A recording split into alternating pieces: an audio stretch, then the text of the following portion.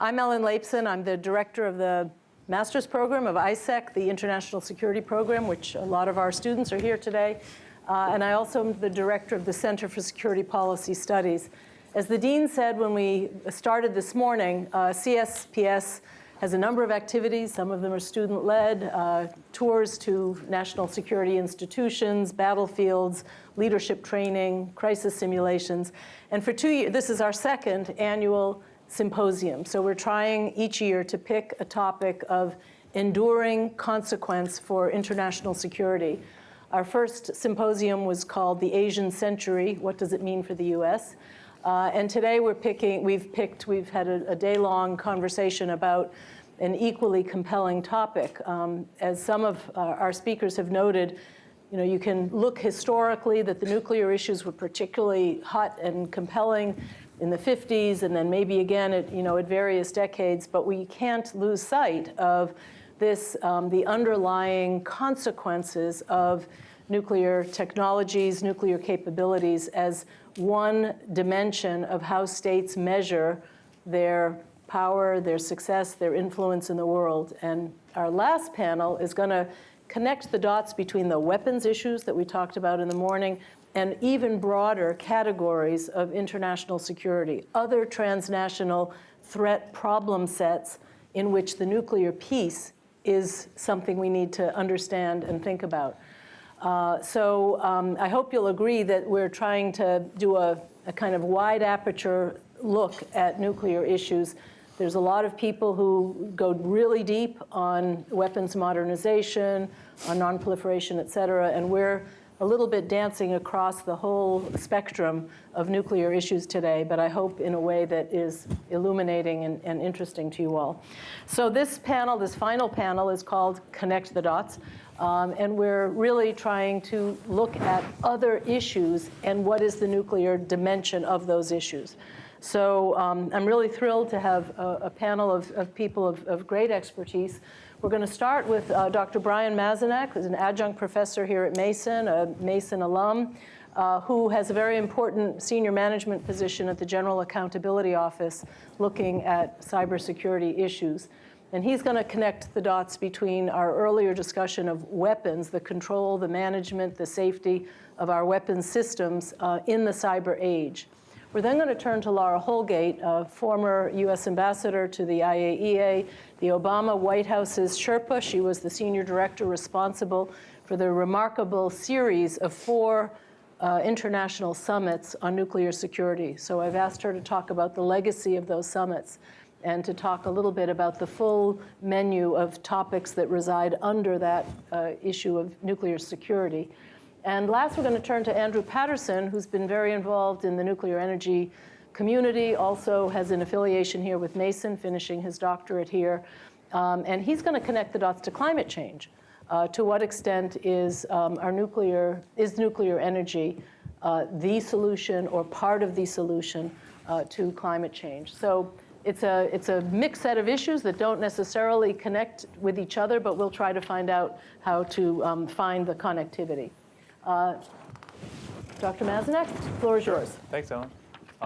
So I get to talk to you guys about a really fun and interesting topic. I'm not sure if it's going to connect the dots so much as just add more dots to the board, but it's the question of whether or not or how cyber warfare, cyber conflicts, cyber capabilities undermine or strengthen strategic stability. So I'm going to make the case, and this is a topic that I think is very hypothetical at this point, fortunately, but there's limited sources, but there's, I think, at least 4 potential reasons why cyber capabilities, and I'll use that term very broadly, undermine strategic stability. So before I dive into each of those 4, I did want to just briefly, and I apologize, I missed the morning session. This may have been already well-trodden ground, but just briefly reinforce some of the key characteristics of strategic stability in the context of nuclear deterrent.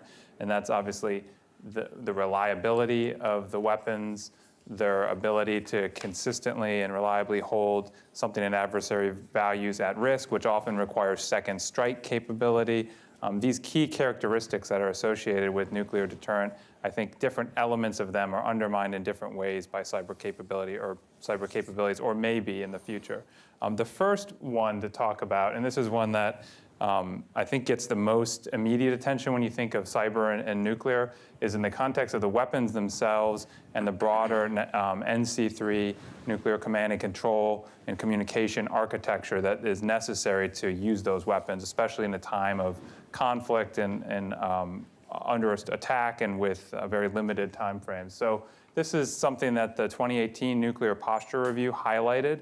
The issue of cyber implications on this, that's the thread that I pull out at the bottom there that specifically called out the concern of cyber and space, and there's a relationship there, obviously, in undermining NC3. That there's work Ellen mentioned I work my day job at GAO. We recently put out a report that was pretty scathing of DoD looking more broadly at the entire weapons enterprise and found that DoD has essentially not consistently planned for cybersecurity as they've developed weapon systems. And this is true of the NC3 architecture as well, though less so, arguably. But still, there's significant vulnerabilities in the weapons themselves, potentially, and in the broader architecture. There's a great report that came out, I think maybe in December, from the Ambassador's organization that really elevates some specific scenarios where this vulnerability could come into play. One is with the early, and this is, you probably can't read it too closely. I encourage you to pull the report, but this table is extracted from it. It talks about, and it highlights the implications to the early warning architecture, that you could spoof essentially a false flag attack to basically trigger a nuclear alert, or mask one, so you could use it either way, depending on what your intentions were. You could interfere with the broader communications that are necessary to communicate among the National Command Authority in a time of crisis, to buy more, to basically take away decision time for a second strike. You can also attack the supply chain themselves. That's related to the GAO work I just mentioned, and basically infiltrate the equipment with hardware and software vulnerabilities. And then there's this potential last issue that I'm not really going to touch on, but the NTI report does, in terms of actually making the weapons more vulnerable to theft. So I think the NC3 cyber risks undermine strategic stability, obviously, in the sense that they undermine the reliability of the deterrent and the potential for a second strike capability. The second one, and now I'm going to start to get a little more amorphous, that people don't necessarily think about, and this is taking cyber in a very broadly defined way, and this is cyber-enabled information operations. So we think a lot about the 2016 elections, Russian influence campaigns in those and subsequent elections in the US and elsewhere. But there's a potential as technology advances for those to grow in sophistication exponentially with deep fake technology, with a lot of non-state actors in the mix. I think this poses a risk in the context of some of the regional nuclear dynamics where it could create a conflict intentionally or unintentionally facilitated by non-state actors. It also might undermine the non-proliferation regime more broadly in terms of trust in the key organizations like the IAEA and the verification mechanisms, in a way almost acting as a anti-confidence building measure. The third, just to highlight briefly, of cyber implications for strategic stability is cyber-enabled escalation risks.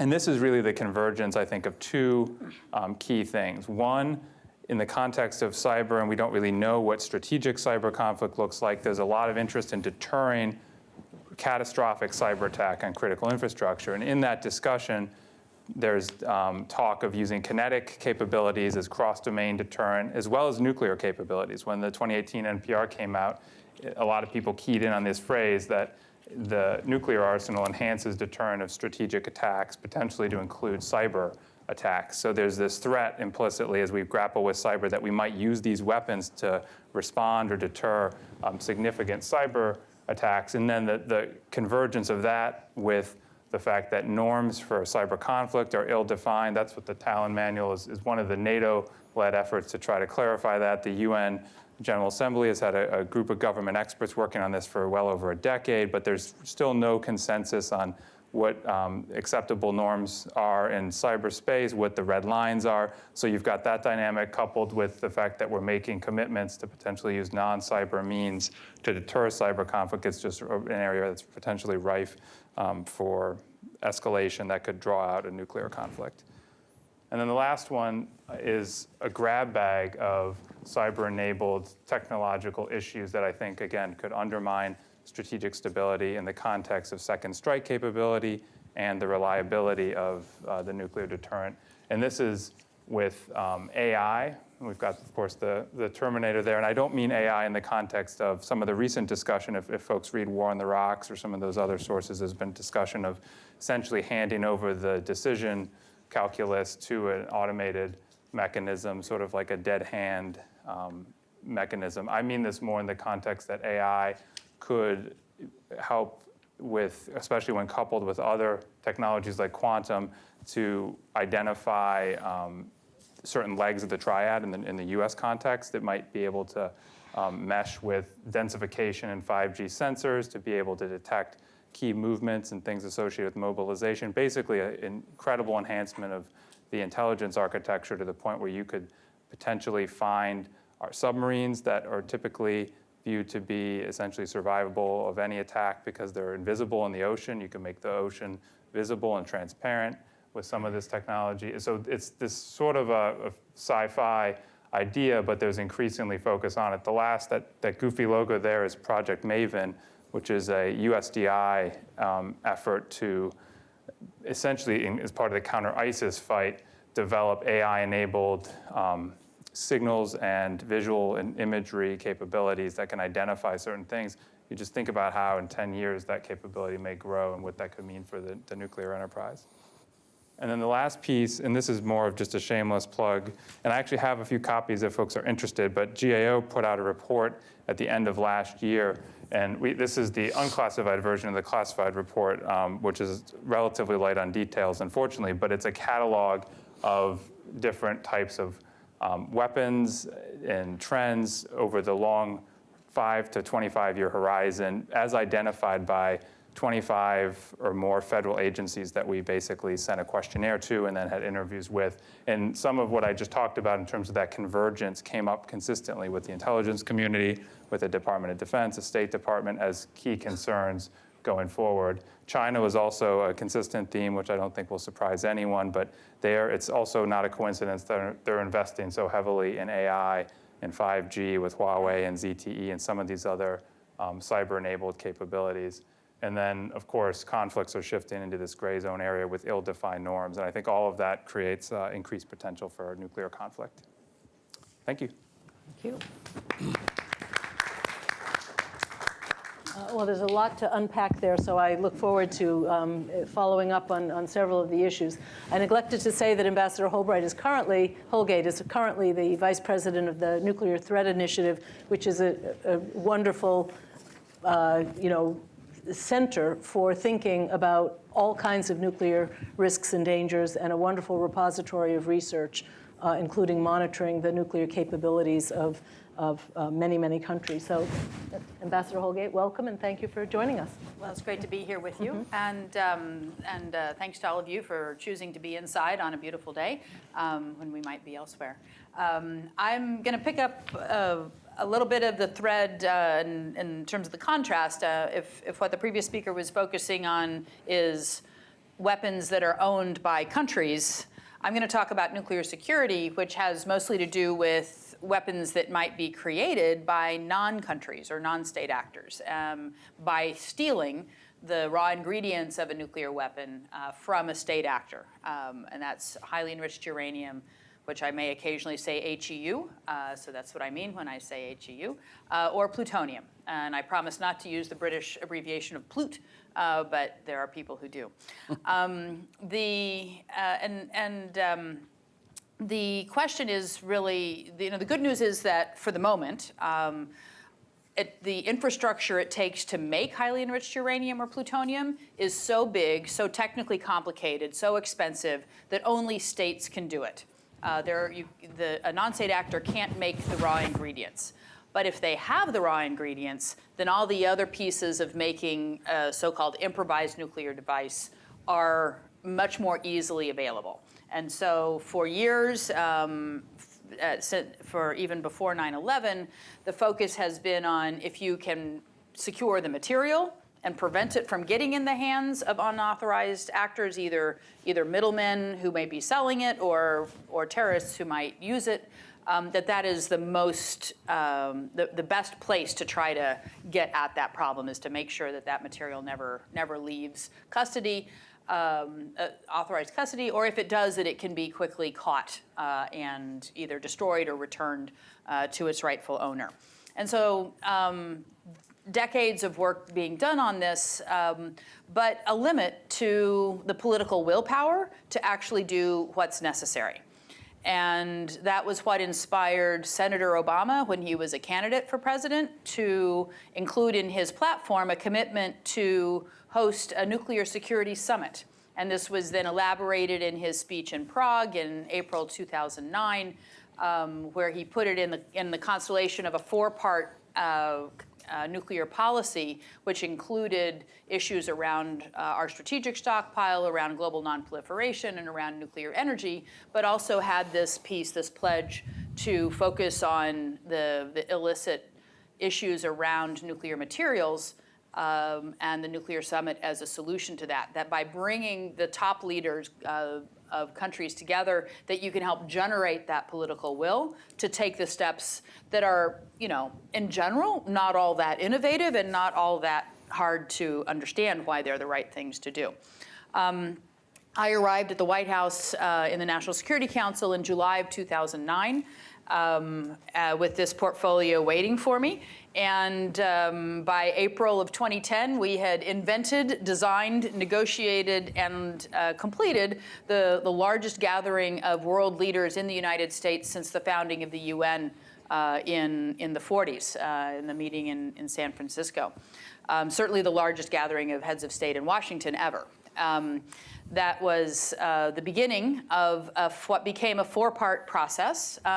It wasn't we didn't necessarily know that it was going to last that long when we started the first one, but there was clearly benefits of this gathering at that global senior level that had not been obtained by all the other ways in which nuclear security had been pursued prior to that. And there was clearly more benefits to be gained from additional meetings. So in the end, there were 4 summits. The second summit was hosted by South Korea in Seoul. The third summit was hosted by the Netherlands in The Hague. And the fourth summit was returned to the United States in 2016. They were held at 2-year intervals. It was about 50 countries that participated in each summit, as well as the heads of the United Nations, the International Atomic Energy Agency, the European Union, and Interpol. I would say the European Union was there because in the context of Euratom, the EU actually has responsibilities over nuclear materials, unlike almost any other regional actor. So they were there not because they were representing Europe, because we had a lot of European countries, but because they had that special role regarding materials in Europe. The outcomes of these summits included 4 communiques that were negotiated at the Sherpa level, at my level, kind of the assistant secretary of level in agency parlance. People who were representing their leaders, the other Sherpas from around the countries, and to which the leaders, signed their names. That was a leader level communication. And then there were, the very first summit, there was an action plan that went into gory detail about all the different things that needed to be done in all of the different contexts of nuclear security, from the institutional, like the International Atomic Energy Agency, Interpol, the Global Initiative to Combat Nuclear Terrorism, the Global Partnership Against Weapons and Materials of Mass Destruction. I was so proud that President Obama actually said all these words out loud without missing a beat. In the first summit, it can be a bit of a mouthful. One of the things, and then there were in the final summit, there were 5 action plans that were created that were specifically recognizing that there would not be a continuation of the summit process, and how do you do what you can to lodge that momentum and that intent in the 5 structures that were intended to be enhanced and elevated by the summit process, which were the ones that I just mentioned. And so there were action plans that were generated by that. And then one of the most empowering things, or one of the most powerful and impactful parts of the summit, was this expectation that we set from the outset that there would be deliverables. We called them internally house gifts, which was not meant to go outside of our little NSC planning group, but my boss at that time, Gary Seymour, accidentally said it in the first post-summit press conference, and then it became a lexicon for everybody. But the theory was you go to somebody's house for a party, you bring a gift. And so they're invited, President Obama has invited these leaders to come to the United States to discuss nuclear security at the highest level.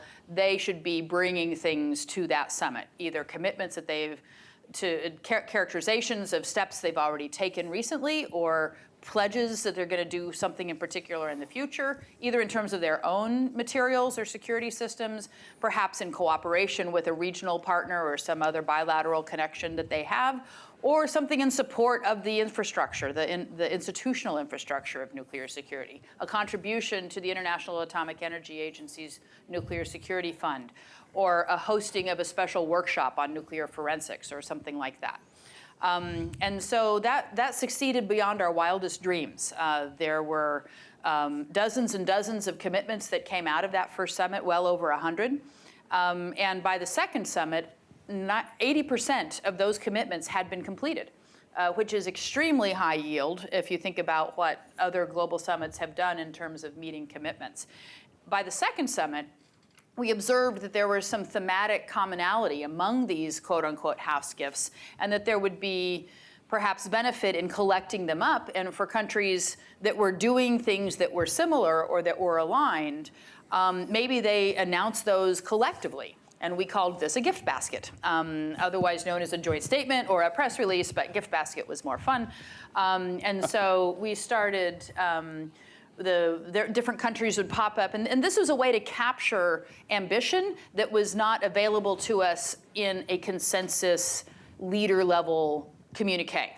If you've chosen to go by consensus, then one person, one country, one voice can block something. And so you end up with not the most ambitious kind of statement. And one number I did not count was the number of weasel words, as I called them, in the communique. Things like upon request, as necessary, as appropriate, all of those things that diplomats know how to water down a commitment. And so this was a way for countries who had more ambition around a particular area, but couldn't get it into the consensus document to do something together. And so we had over a dozen of these so-called gift baskets at the second summit, and that just ballooned over the third and fourth summits. And so I think in the end there were over 40 gift baskets around things like making low-enriched fuel for for test reactors that needed to convert from highly enriched uranium fuel. Things around transportation, security in transportation of nuclear materials that countries like Japan and New Zealand and other countries with a lot of maritime transportation were quite concerned about. In the end, by the fourth summit, there had been 935 individual national commitments, not counting the gift baskets, which is an extraordinary level of content and action. And again, the group didn't really count it quite the same way, but the vast majority of those 935 commitments were in fact achieved over the course of the summit process. So here we are 5 years after only 3 years after, seems like 5 years sometimes, only 3 years after the final summit. And I think it's fair to say we have seen what we expected, but even worse than we had feared, a significant collapse of political will around nuclear security. The same old fights are still being had in the International Atomic Energy Agency. between countries who believe that nuclear security is important to preserving access to peaceful uses of nuclear material, and those countries who believe that nuclear security hampers their ability to have access to the benefits of nuclear and radiological material. You have a continued challenges around what can be shared in public and an overclassification or an overperception of what is sensitive about nuclear security, and unwillingness to say even things that should be quite basic out loud in public. To bring to life the ambition that we had and the concept that we really nurtured and introduced to the summit process of assurances that the way you carry out your nuclear security responsibilities as a state should be as visible as possible without revealing sensitive information, because your neighbors, your allies, your rivals have a legitimate stake in how you are doing your national job around your material. Because if your material gets loose, it can create a problem for everybody else. That concept is still being fought against and pushed back against. This is a sovereign responsibility. This is a secret issue. This is too sensitive to discuss in multilateral fora. So I think there's still a lot of work to do in that respect. And in some ways, we could not have gotten the progress that I mentioned earlier if we had been working with more than about 50 countries. In fact, 50 countries was a little bit too many. It was unwieldy. It was hard to have the conversation that President Obama had communicated to us he really wanted to have. He would have rather had about 20 countries. But like any good dinner party, you invite, Armenia, you're gonna invite Azerbaijan. So, you've got to, it grew from 20 to 50. The downside of that is this characterization of the summits as being exclusive, that countries that felt left out, even if they had no material, even if they didn't even know what it was. Obama was a celebrity. They were missing out on a chance to engage with the American president. And so that was also a problem, because now we have the summiteers and the non-summiteers trying to make policy together in the IAEA, and the non-summiteers are still expressing their dissatisfaction by blocking things that they perceive to be coming out of the exclusive summit process, even though, of course, the summits had no authority to direct anybody to do anything. Any decisions being made in multilateral fora are going to be made by the formal decision-making bodies of those fora. So what did we learn from the summit process? First of all, that leadership really matters. Leadership creates space for bureaucrats to do hard and expensive things that they know they should do, but that they can't figure out how to do without the leader's involvement. Expanded leadership is also beneficial. We did have some new countries stepping up in the summit process who had not been part of the summit engagement or the nuclear security activity very much prior to that. Canada, Morocco, Spain, Hungary, Norway, Netherlands. And so there's a much broader constituency for nuclear security, even though it's still, a lot of it is in the West and wealthy countries. One of the things that happened during the Nuclear Security Summit is we went from, let me think, around 35 countries that had highly enriched uranium on their territory to a low of 22, which is significant reduction in the availability of material for theft or diversion. And so what that did was it created some geographic areas, large geographic areas that have no highly enriched uranium.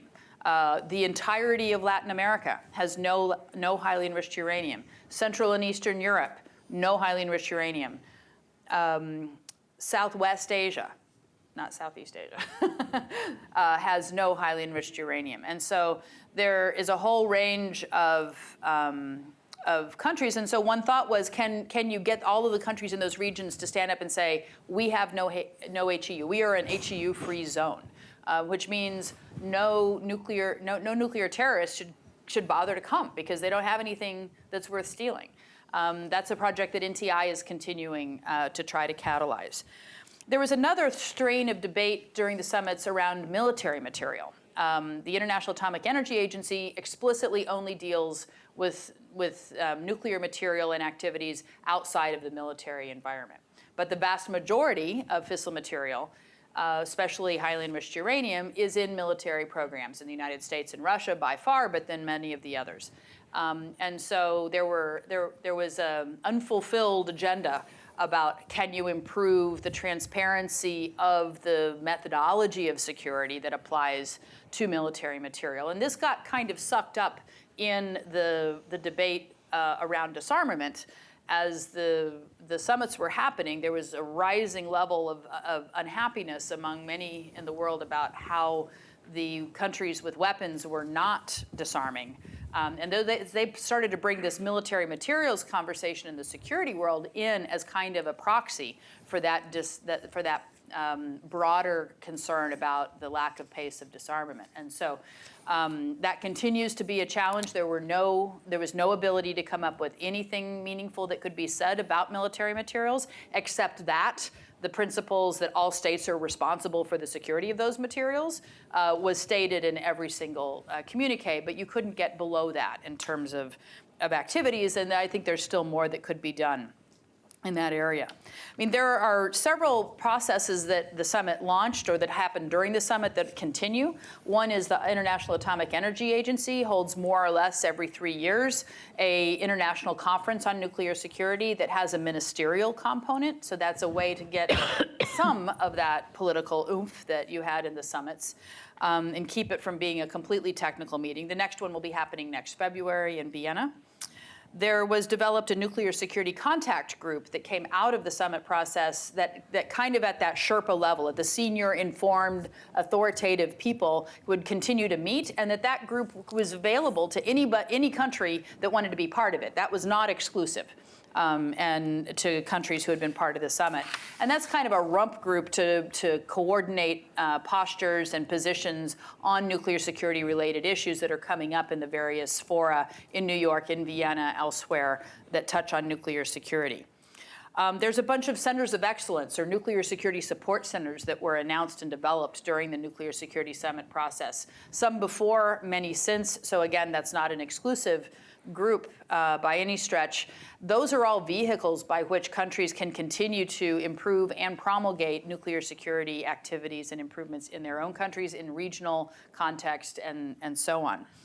NTI continues to carry out a track 1.5 activity in support of that. It's called the Global Dialogue, and that brings together NGOs and thought leaders around nuclear security with current officials who are working on these issues as a safe place to play with ideas and make them better and come up with some ambition, and then allow the officials to take those then into formal processes. And we've seen a remarkable transition of ideas from that informal environment that then show themselves in formal conversations. There were two important treaties that gained a number of, in both cases, increased their adherence by 5 times during the summit process because ratification of these treaties was made a priority. And the International Convention on Suppression of Active Nuclear Terrorism, which is a UN-based treaty, gained, it went from 20 to 100 member states or states parties. And even more importantly, an amendment to the longstanding Convention on Physical Protection of Nuclear Materials, which is the only binding treaty around nuclear security, got enough adherence to a 2005 amendment that amendment entered into force, again, from 20 to just over 100 adherence. And that then triggered a review conference that will be happening in 2021.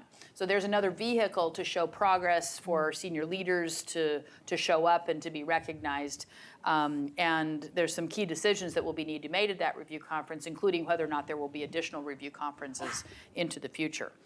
I think the holy grail of this effort, though, is how do we truly bake in the incentives to do a good job on nuclear security? How do we help those entities, and many of them are private companies who are involved in holding, either manufacturing or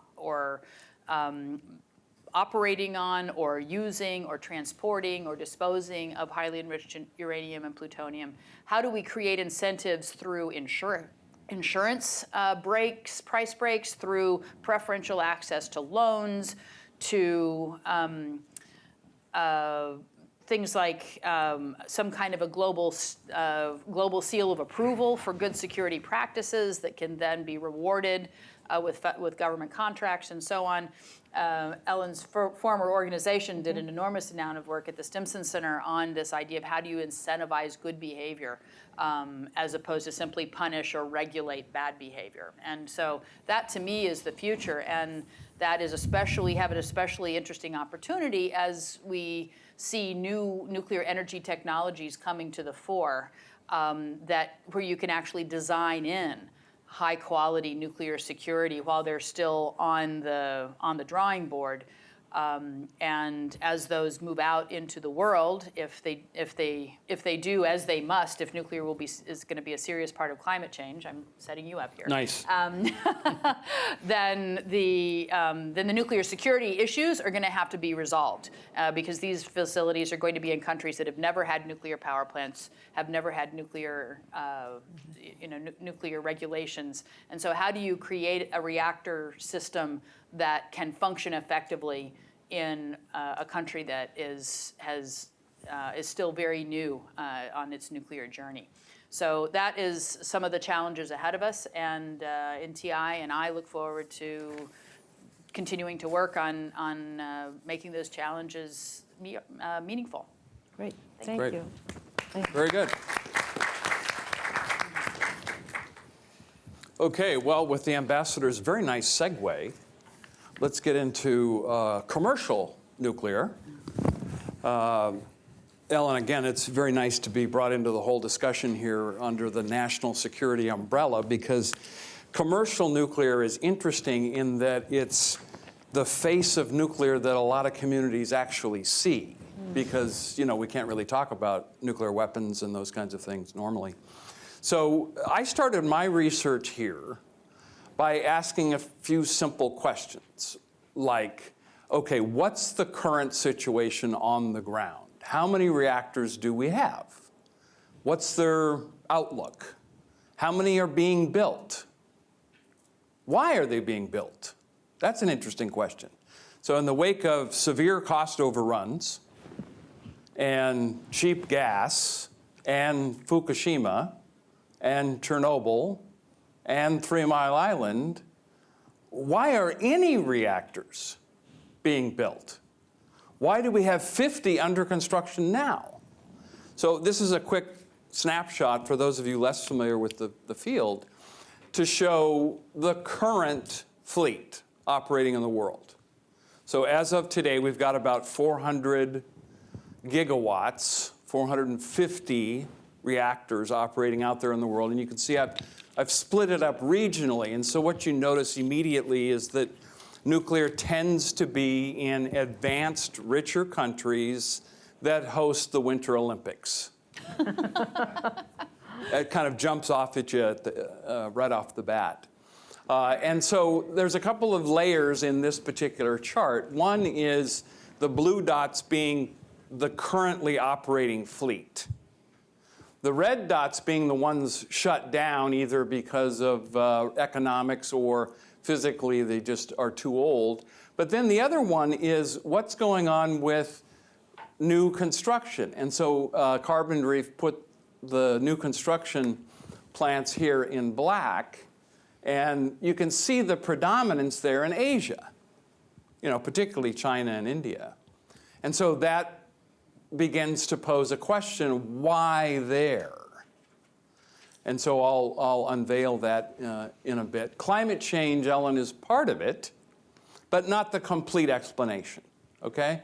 So this is a very interesting baseline to say, okay, where are we now? And I'll introduce you to some of the debate, Ambassador Laura. You saw this when you were at IAEA. So the most recent general conference forecast runs from 700 roughly gigawatts at the high by 2050 and down to about 370, so 30 gigawatts less. That was their high and the low, and that's what they do based on talking to countries and running out charts on where we think we're headed. So what's interesting about that, firstly, is it's not zero. And there's going to be some retirements within that. So even if you take the low forecast. IAEA, based on the planning by the countries, says that we've got to build at least 250 to make the low estimate. So there's going to be some new construction. So why? And what does that mean for national security and climate change? So just again, as a baseline, this is where we stand today in the United States. So what's interesting is despite the headlines, the United States, lo and behold, has made a lot of progress since 2005.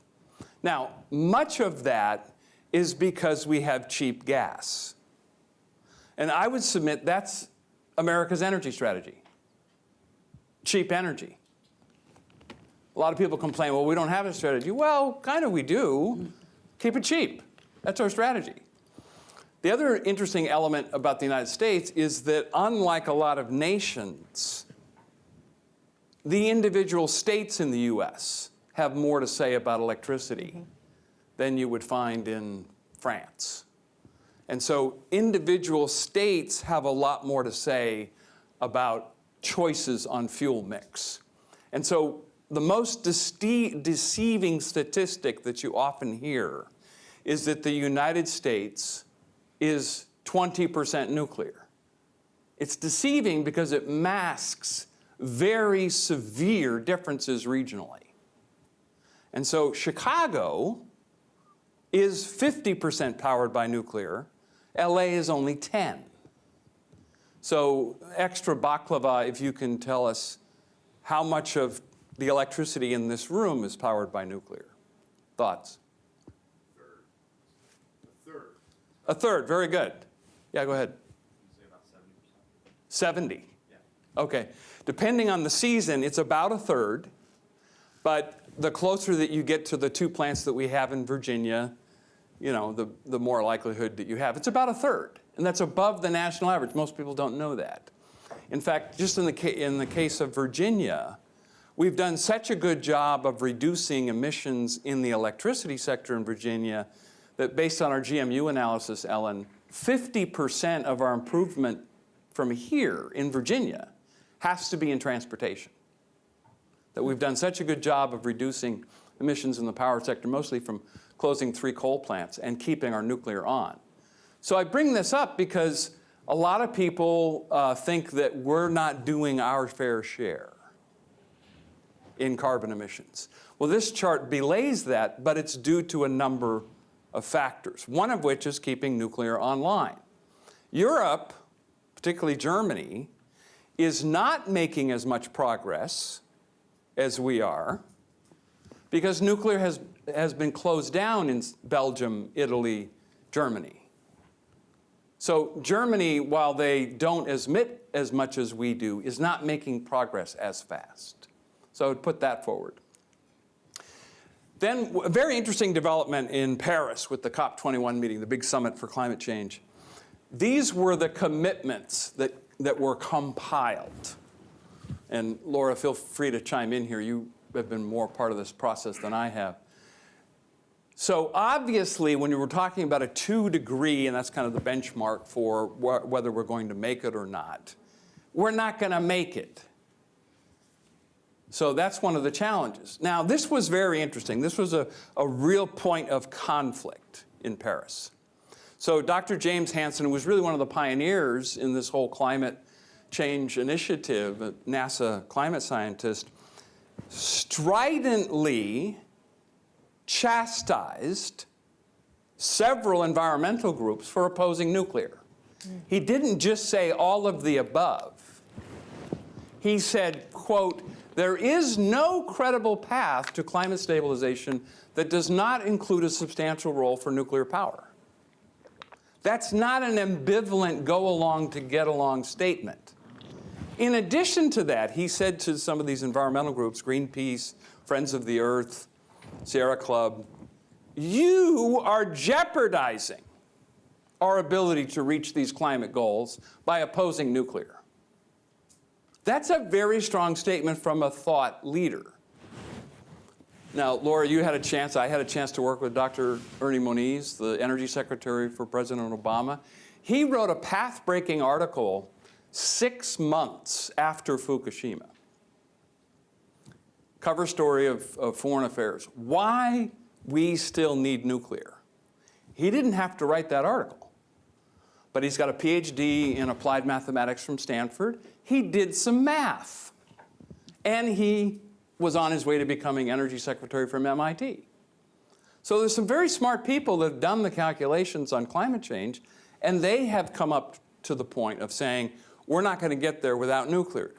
So much so that last year, Hansen, Moniz, a number of other climate scientists wrote a really strong letter of rebuke against the IPCC, addressed to the G20, saying that the IPCC and the World Bank are carrying an anti-nuclear bias into the approach of climate change.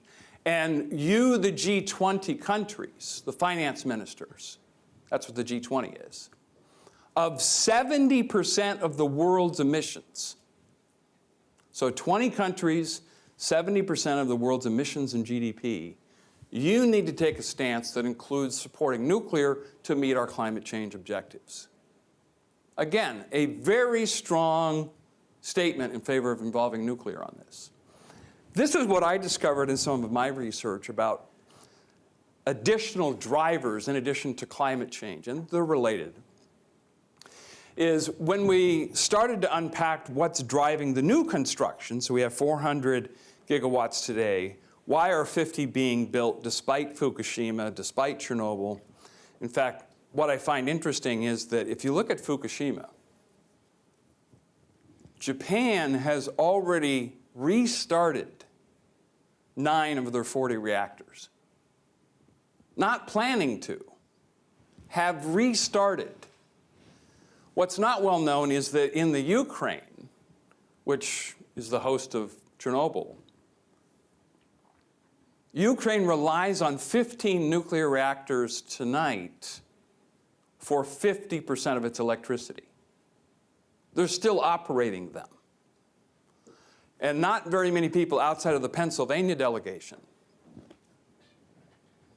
realize that the second reactor at TMI has been operating for 40 years. Why? Because the benefits are so extraordinary, one of which I outlined in terms of climate change. But the other is this. What we're seeing is that a bigger challenge, perhaps, than climate change is this wave of massive urbanization that's upon us. So another 3 billion people will be in cities over the next 40 years. 3 billion more people in cities at a time when we're going to bring on more and more electric vehicles. This is an exponential shift, not incremental. The rise in electric vehicles is an exponential shift in terms of the amount of electricity demand that that's going to require. So you have to incorporate fuel choices in this burgeoning factor that's occurring globally. One additional benefit, though, is as people move to cities, you can do other things like electric vehicles, like building efficiency, that improve your overall energy use footprint. But you still have this issue of more and more people in cities, less and less space for solar and wind. So what cities are realizing is it doesn't really matter at some point how cheap solar is. Solar could be free, but you're not going to power New York City, Shanghai, and Mumbai with it.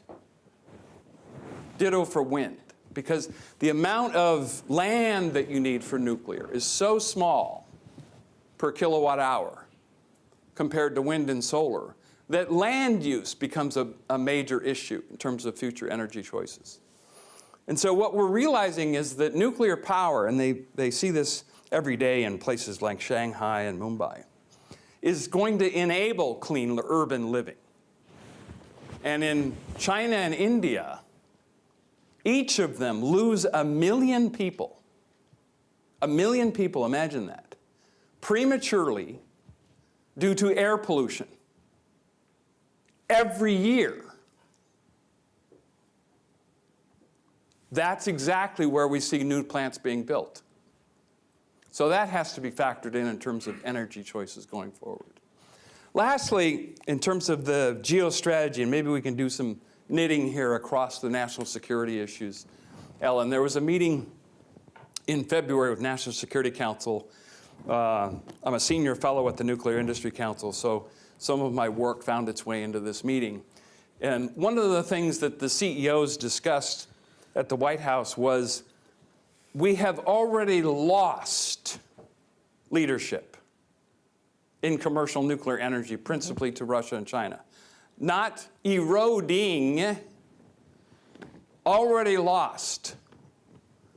In fact, China and Russia in a tandem was highlighted in the Global Threat Assessment Report in January, given by the DNI to Congress, are operating somewhat as a tandem across the Belt Route Initiative space, the reuniting the development of the Eurasian continent.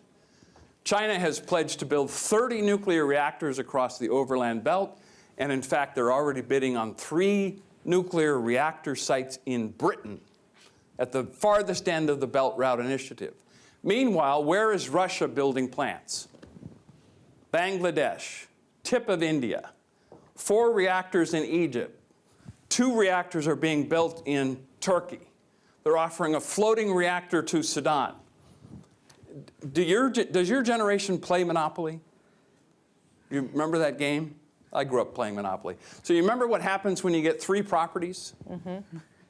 You get to build houses, hotels, you get military basing rights. So that's in fact what Russia got.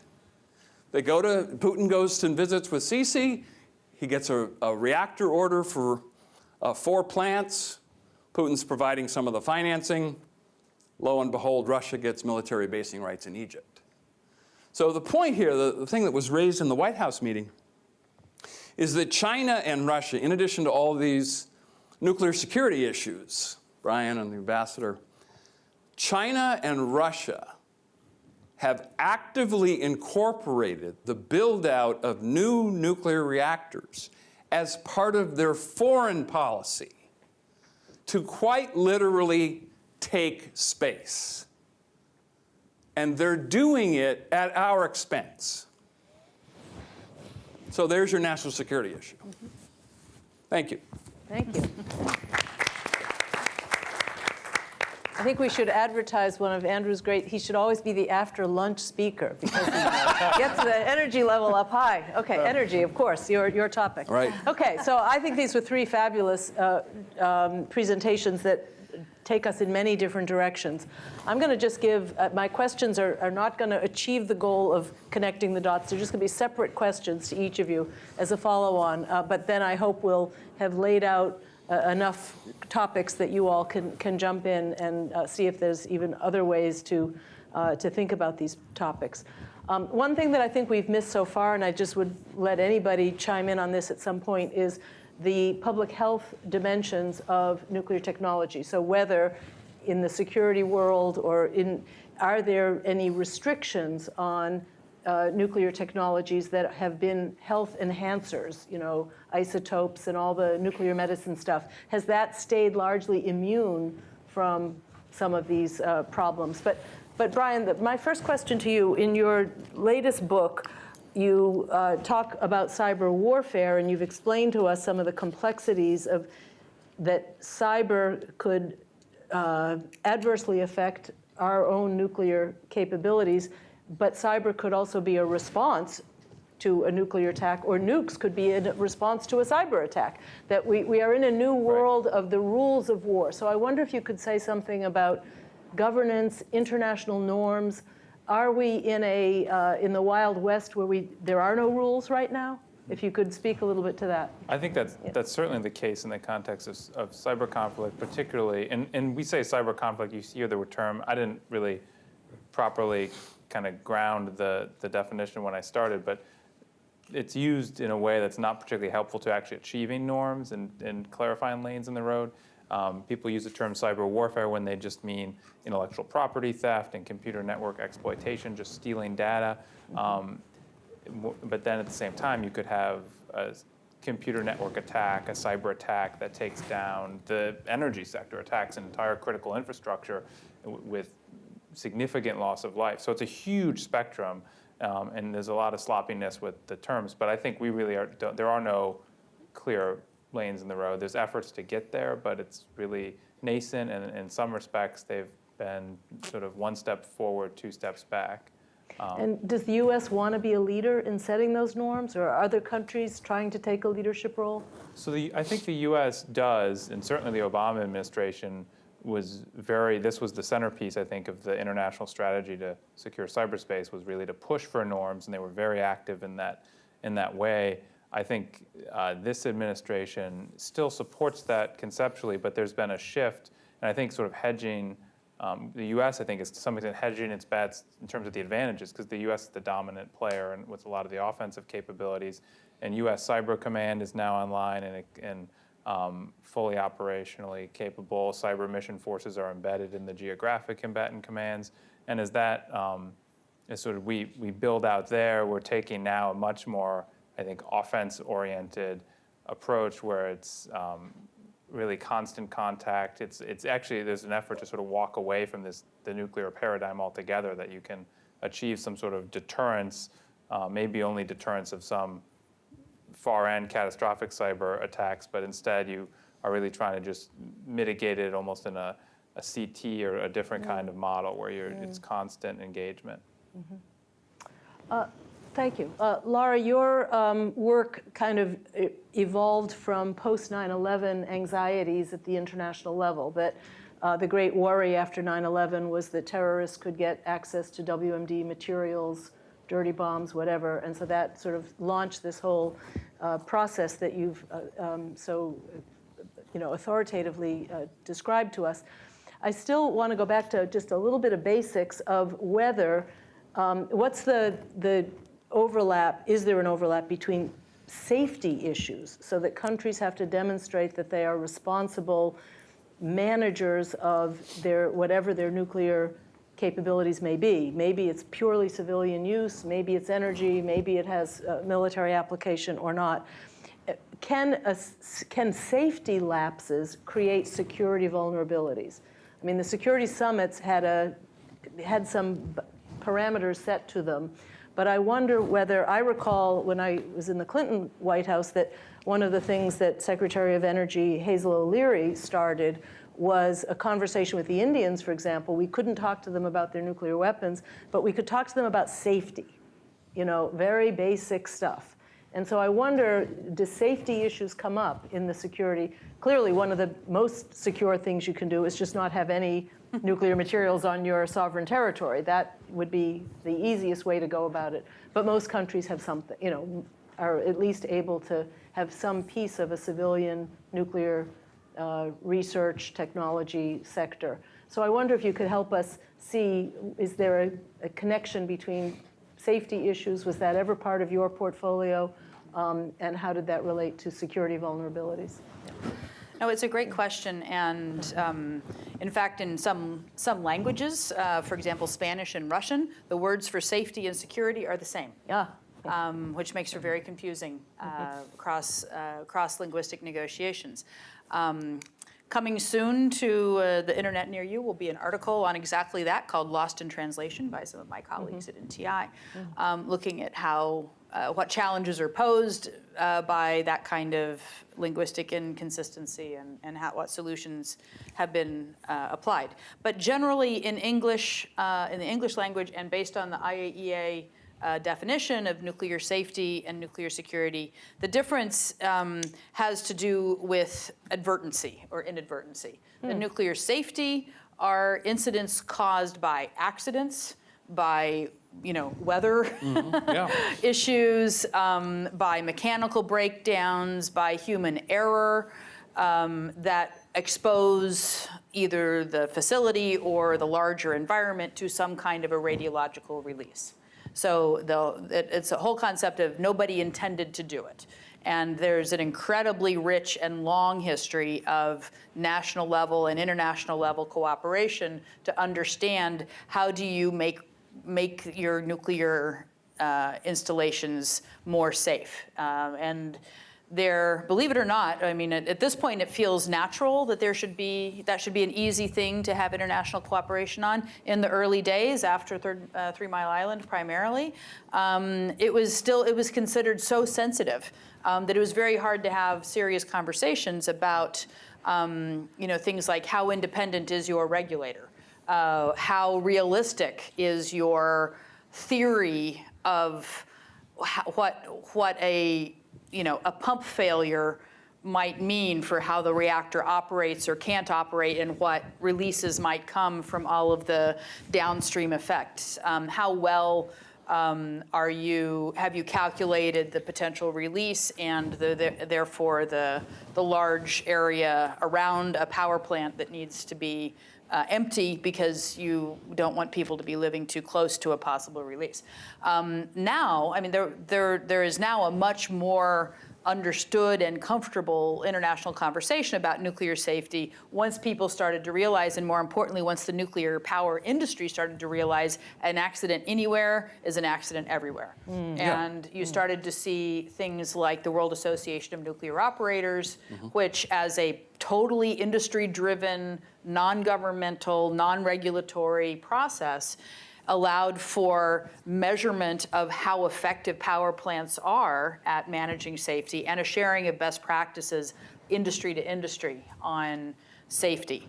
That has yet to happen on security, because security still, and nuclear security therefore has to do with how do you deal with intentional attacks or efforts to either acquire or divert or use or spread nuclear material.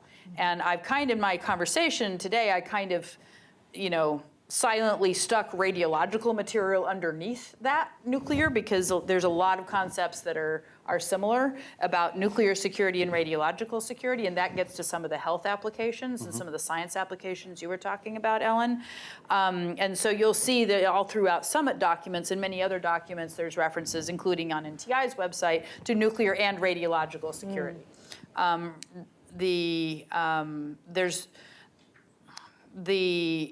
There's an important difference between the impacts, however, of if you're talking about highly enriched uranium or plutonium, the thing you're worried about is an improvised nuclear device, which is on the scale of destruction like Hiroshima. You're talking about, kilotons of destruction and all of the enormous, death and long-term high radioactivity that comes from that. A dirty bomb is not the same thing, although a lot of people use it that way. A dirty bomb is a spread of radiological medical waste or something like that. It's not even waste. Cobalt-60 right. is not waste. It is, a powder form that could be easily dispersed with a little bit of explosive. That does not create a nuclear explosion, but it creates a mess. And very few people will die from the radiation of that mess. Certainly not in an immediate way. They might die if they're too close to the C4 that's used to spread it around. But what you have then is what we call a weapon of mass disruption. You've taken out whole city blocks from access to humans going in and out. You have created a giant cleanup bill in the order of millions and billions of dollars, depending on where this kind of thing goes off. You've created public panic, which is probably the worst part, because you'll have a mix of people having, heart attacks or, creating car accidents in their efforts to escape, when the best thing they should probably be doing is just staying inside their building for 24 hours so that they don't breathe the stuff. So the public health impacts of those two incidents are obviously radically different.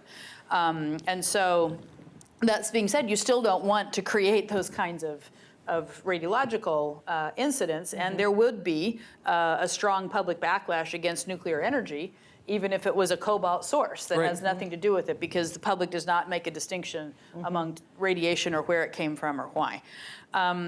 So there's a large set of activities around radiological security. There's way more countries that have it than that have, the 22 countries that have highly enriched uranium. And NTI is involved in several of those. The most important thing that can be done, and it can be done, very straightforwardly is the conversion of blood irradiators and research irradiators that you currently use cesium-137 to use X-ray technology. And the United States government is paying a lot of money investing a lot of money in private hospitals and research institutes all over the United States to remove the cesium blood irradiators and install these new X-ray technologies. And so there's an important aspect of keeping that keeping the health benefits available without these dangerous technologies. But that when you go outside the wealthy countries, it becomes a real challenge. Because for them, cancer treatment, they don't, they've got their cesium machine, they know how to use it, and they're more worried about how to protect their populations against cancer than they are about a terrorist getting access to that and scattering it in the town square. So it's a very different situation. Yeah, let me chime in, Ellen, because I think we could do some knitting on this. Okay, can I knit together just? Oh, sure, yeah. Let me throw out the question I was going to ask you, which I do think is a logical extension, is we haven't yet talked about making sure that nuclear reactors are proliferation resistant.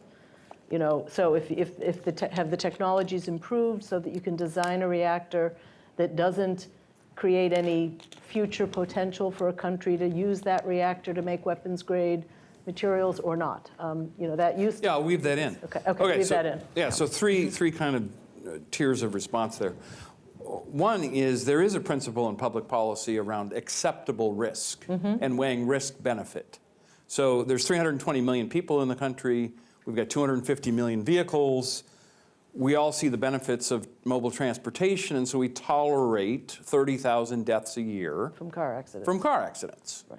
Deaths, not just injuries, deaths. Okay, so there is a principle of acceptable risk where we have processes with the public whereby policy is made. We manage the risk both with the vehicles and with the training.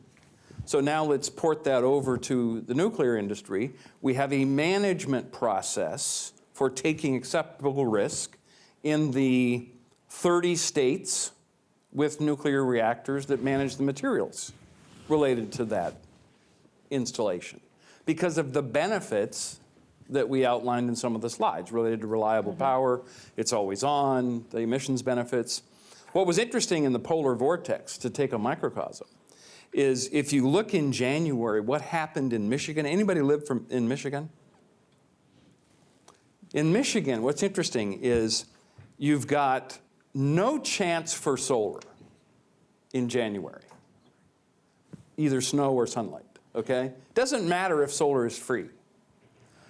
In parts of Michigan, the wind turbines froze. They weren't available. What was running to keep Detroit alive? A mix of nuclear, gas. Oh, wait a minute. CMS had to issue an emergency shutdown of 10 automobile factories at the end of January because a gas pipeline and pump burst and caught on fire. They didn't even have gas. But the Fermi plant was running, and it kept Detroit and Toledo. I mentioned Toledo because the chairwoman of the House Energy Appropriations Committee is from Toledo. So it was public exhibit number 1 that the Fermi plant was running through the polar vortex. So I use that to illustrate the public is conscious of these risks that we're taking that you outline because we also face other hazards, okay? So back to your point about design. Laura, you can chime in on this too. We have an NRC process that regulates nuclear power plants pretty closely. The track record has actually been remarkable in terms of safety, I would assert. In fact, I would even go one step further and say the 3 Mile Island containment vessel worked. Of course it did. It didn't work in Chernobyl. Quick guess, how many people died from 3 Mile Island? 0. 0. Yeah. So that's an example of regulatory intervention that led to, quote, an acceptable risk. Right? The public knew what it was taking in exchange for the benefits. Now, the punchline is, as we go to Gen 4, those nuclear fuel designs, the reactors and the fuel itself, are more secure, more non-proliferation resistant than the current. Proliferation resistant. Yes, excuse me, yes. Proliferation resistant. Thank you for clarifying that. So they're more proliferation resistant than the current fuel forms, and they will be, even I would assert, in terms of disposal or ultimate storage, which that's another point which we didn't cover, which is Yucca isn't open, but the waste isolation pilot plant is. How many shipments of high-level waste have we made to New Mexico?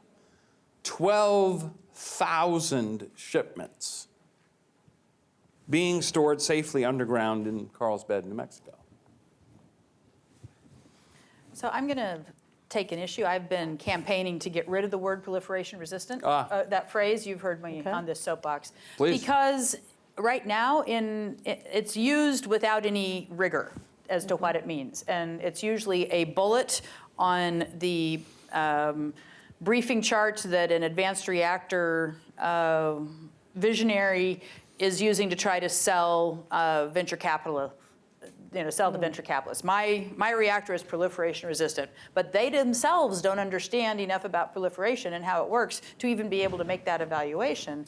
And it is also, there is no reasonable expectation that the technology will save us. It will have to be embedded in an administrative environment, whether that's IAEA safeguards or national level, security and oversight or whatever. There is no technology that I can imagine that I would ever feel comfortable letting loose in the world and letting anybody have it and nobody watching it and all of that.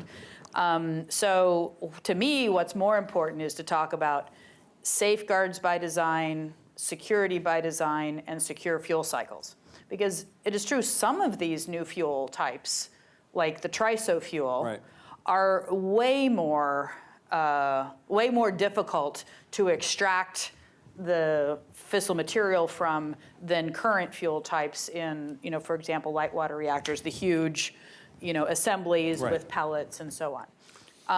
But there's also companies that are talking about using high assay low enriched uranium. And whatever however true it may be that whether it's 5% enriched or 19% enriched, both of them are almost impossible to make a nuclear weapon with. At 19%, you're a lot closer to going up. That's why we refuse to let Iran have 19% enriched stuff under the JCPOA.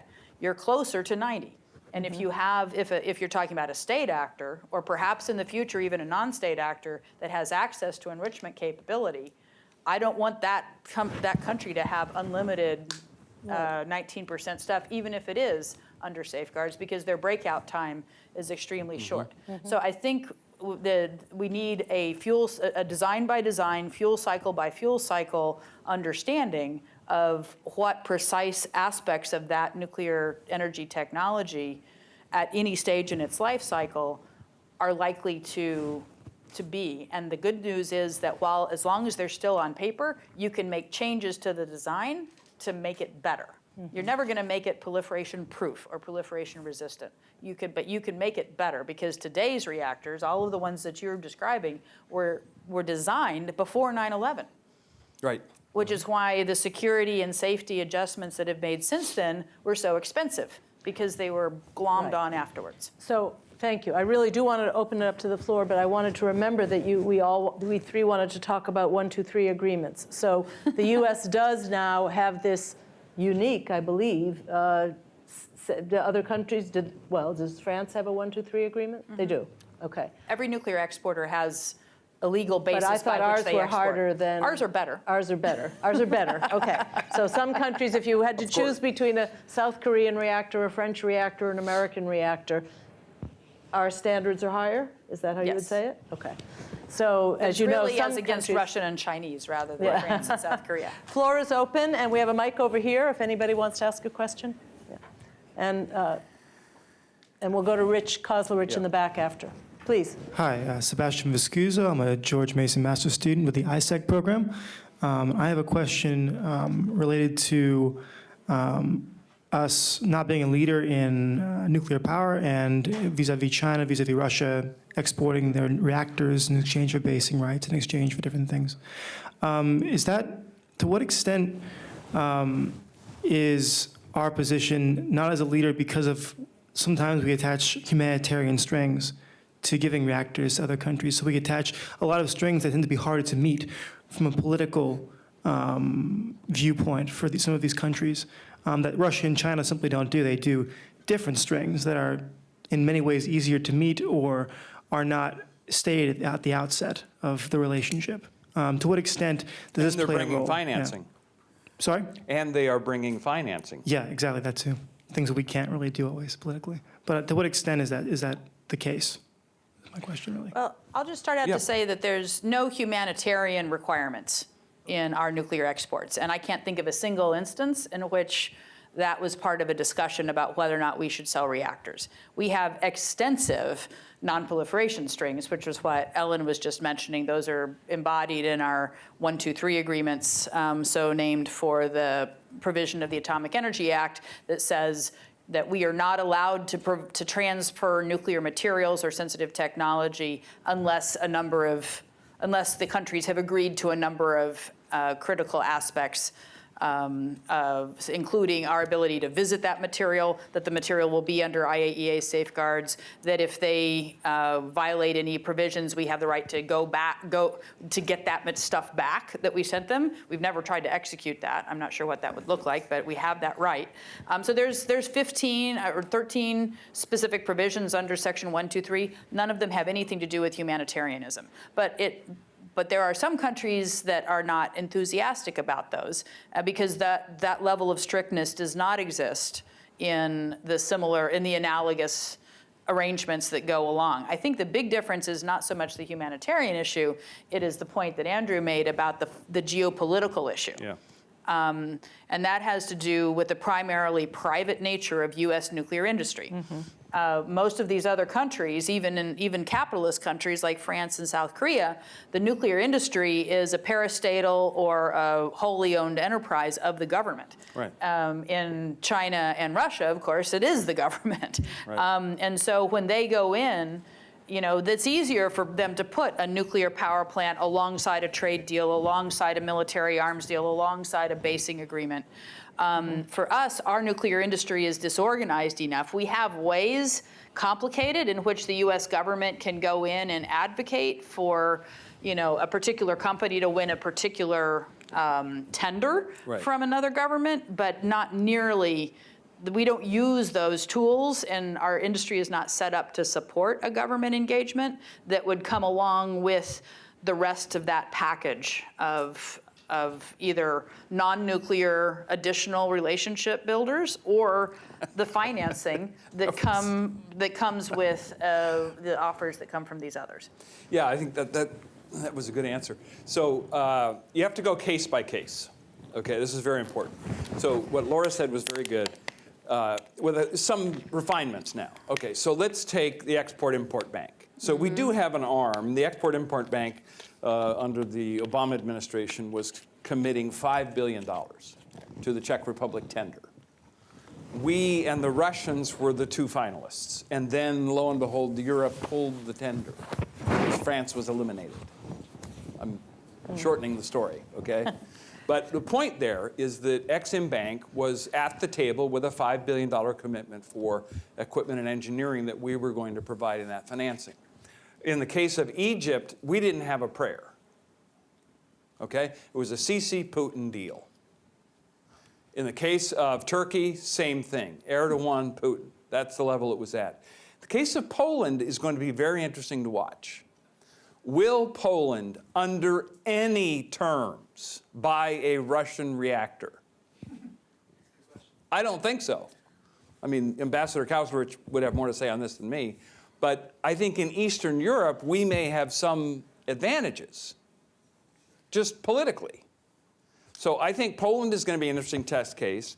Britain is completely up for grabs right now, which way that's going to go. Because 10 years ago, they let France buy their operating fleet.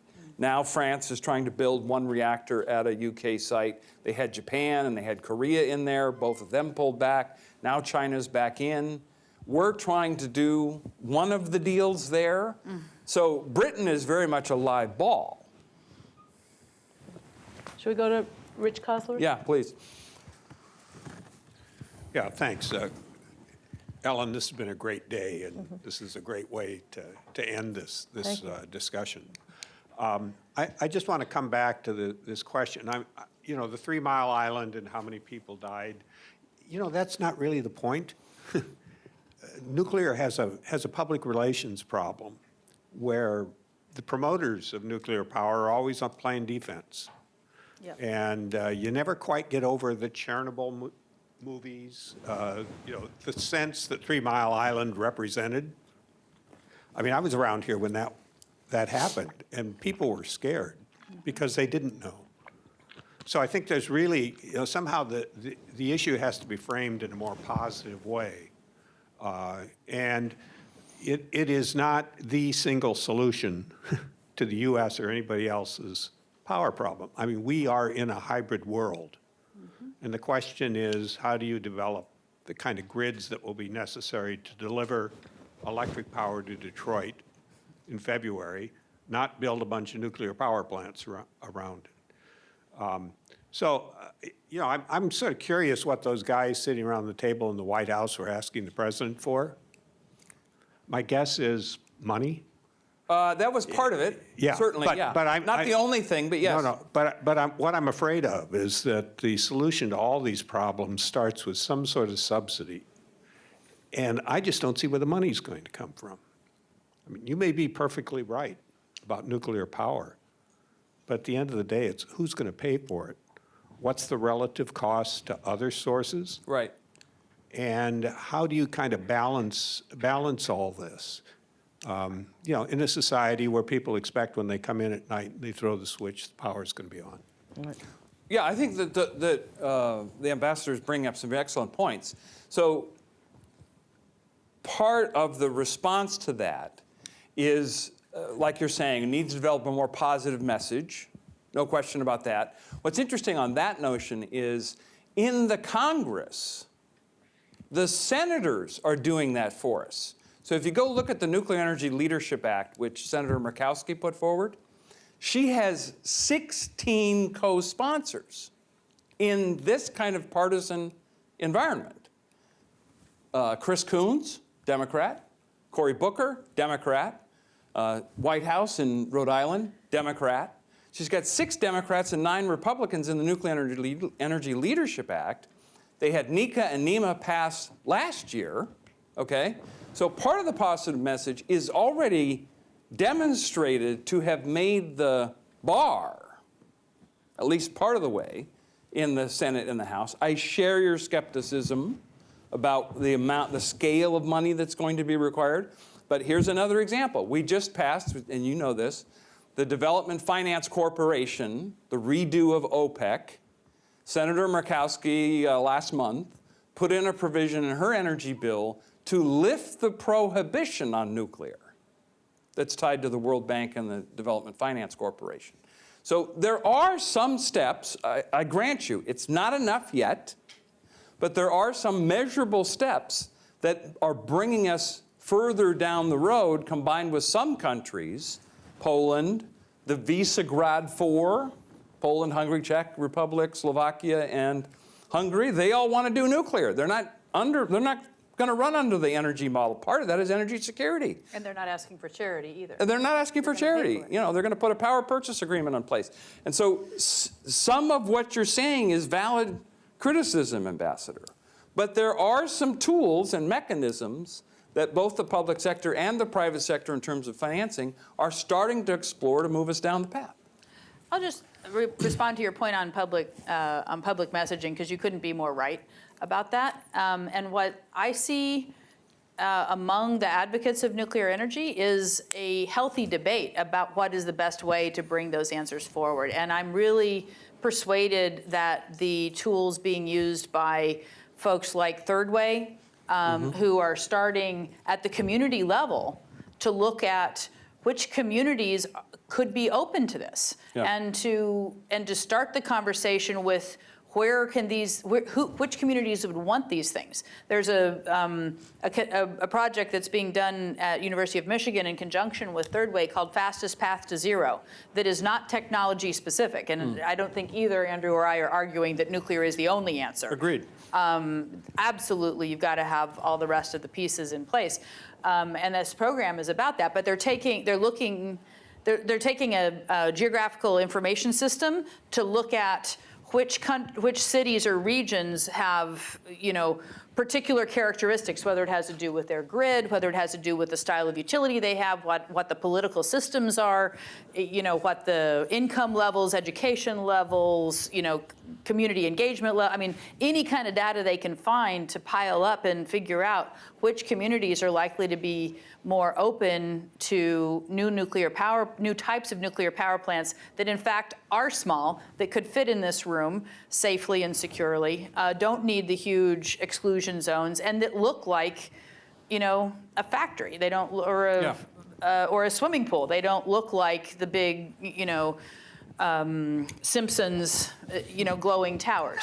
And so you need to do communications in a whole different way if we're going to see deployment of nuclear at the scale that's meaningful for climate. I just wanted to ask Brian if there's a cyber vulnerability here, as if we think about the nuclear as a more prominent part of the energy mix. Is cyber one of the sectors that we would worry about vulnerability of the civilian? I mean, whenever you have humans in the mix, cyber vulnerabilities are there, and there's a lot of focus on this, fortunately, in the context of the energy sector generally, and certainly with nuclear power, so that's a good thing. But if we are talking about the proliferation of small reactors, even if they're much safer, they're going to have connections and things that might be vulnerable to certain disruption, if not destruction. Here's my pet. Can we just let one last question? Yeah, but here's and then my we're pet gonna peeve. wrap up. Okay. Asymmetric warfare. Washington, D.C. City Council and the Sierra Club are pushing for 100% renewable. I'm not pushing for 100% nuclear. You're such a reasonable guy. Okay, last question. Last question. And here's another one. Hey, hi. I'm Gil Brown, emeritus professor, truth be told, in nuclear engineering. And I have some State Department creds in my portfolio as well. But I wanted to pick up on this last comment about risk and messaging, and something Andy said kind of as a throwaway, which just really resonated with me, that public policy, embedded in public policy is the concept of acceptable risk. So we invent nuclear technology, okay, its roots, Einstein on forward, the Manhattan Project, and then peaceful applications in Eisenhower's seminal speech at the UN in 1953. And all of this knowing that radiation could be dangerous, or too much could be dangerous. And so we live in this relatively new technology with this precautionary principle that any amount of radiation is dangerous.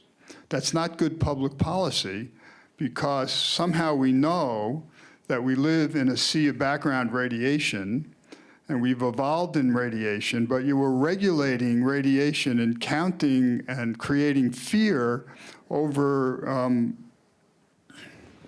minuscule or on the level or fractions of what we get every day. Except when it comes to nuclear medicine.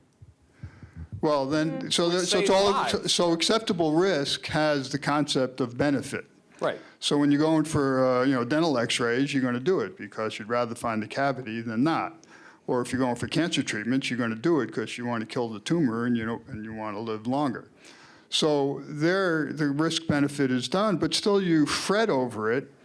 And then, so I think one of the root issues with nuclear, and one of the things that even this great session does, it convolutes nuclear weapons with nuclear power, where that's kind of crazy, but it's the way it is because of the same word nuclear. So somehow we have to get at the issue, and I know the American Nuclear Society is trying, and others are trying, to really get our arms around what is the risk of radiation, because if we really understood so much of the fear associated at 3 Mile Island, at Fukushima, even Chernobyl, had to do with any amount of radiation hurts you. And if we could be rational about it, Right. I mean, there are floods are coming, we evacuate. You know, yeah, it's a nerve-wracking event, but we deal with it. So that's all I'm saying. It's not a question, it's more a comment and a pickup on the idea of acceptable risk. It's a perfect way to sort of think about what are the follow-on questions that we should be thinking about, or what are new directions for research. And look, I think that climate change is creating, in a way, conversations that have a strong element of fear in them that are not, and the public doesn't agree yet on what's both acceptable risk and you know, what's an appropriate level of anxiety and fear to live with. Some people, you know, and we do worry that younger people are very existential about climate. That's you know, it's not managing risk in a way that is productive. So we come from the nuclear generation that I think maybe we didn't manage the risk in a productive way, but we you know, didn't fully understand. But we also need science to keep evolving and keep refining for us our understanding of what the risks actually are, what the risks and dangers are. So very nice philosophical way to end our discussion. Before I ask you to thank our wonderful panelists, I want to thank Piper Beery, who was my, who did a just terrific job. There's a lot of behind-the-scenes stuff, including negotiating with our own university when we pull off a symposium like this. So thank you. And really to all the CSPS fellows who've pitched in lots of different ways. They'll be writing up some of the big ideas of this conference afterwards. We'll be back in touch. We will be able to post, thank you, the videos of today's sessions. So I hope people will share them with other people if you think it would be of use. But mostly, I'm thrilled at what a lively and really terrific, exciting conversation we were able to have as the last panel. And congratulations to those of you who actually stuck with us the whole day, who survived. And I hope you would agree with me that it was definitely worth it. So thanks to all of you. Thank you. Great. Nice to meet you, and thanks for your nice words.